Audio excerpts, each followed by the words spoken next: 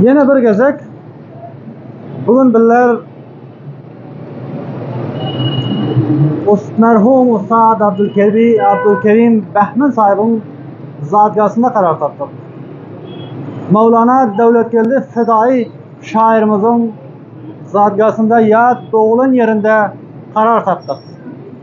Bu hemçinin ikimiz Simagul şairlerimizin içinde berceste şairlerimizin zadgasında huzur taptık. Şairlerimizin ve ehli edebiyat ve ehli ilimin berceste şairlerimizin kaptığında Ustad Muhammed Emin Ömer'in zadgasında karar taptık.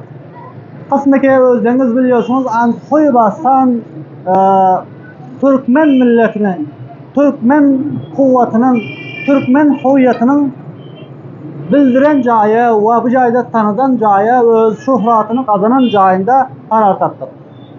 Sizler dostlar görüşünüz şekilde Türkmen'e hizmet etken dostlarımız katıdan kod. Antoy uluslarlığında yeganachılık ki men hoşuma gitti.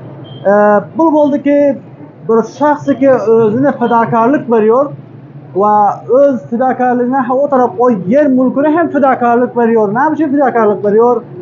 İlmin yolunda, okuyun yolunda fedakarlık veriyor. Yer mülküne. Gel diyor ben yer mülkümü diyor feda edecek diyor.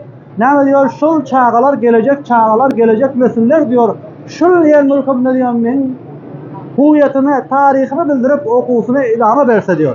Şu şekilde inşallah bu barada hem sizlerin hatmen iştirakı görəs, video bu sizlere videonu doğalıp verəs ki qaysı bir şahs bunca bir fedakarlık edip verir, malından geçip, yer mülkünden geçip ta ayinden esleçeli bu o kuvvet, Türklerin huviyetini saklamak için fedakarlık edip veriyor. Onu inşallah sizlerle bir albatta müjde olsun ya olmasa bir nameden surprise olsun sizlere hatmen gönderəs. Sizler eğer de bu videolar halıyorsanız hatmen komentlerinize, nazarlarınıza qaysı bir galat fahmi etmekten bolamasa, ya menden bir iştibah bolamasa, ya qaysı bir yerde aylıp vermeyecek sözüm qalanmasa, umid ediyorum ki sizler men derk etseniz ve beni geçirim dileyen sizlerden ve öz nazarlarınıza, fikirlerinize, endişelerinize bile şerik etseniz ta gelecekte biller bulardan hem qavuraq edip sizlerin hem karlığınız bilen idame verip bilermi haftayız.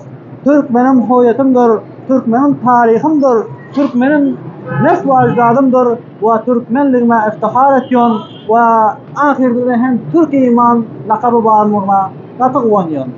Sağ olun, sağlıklı yaşayın.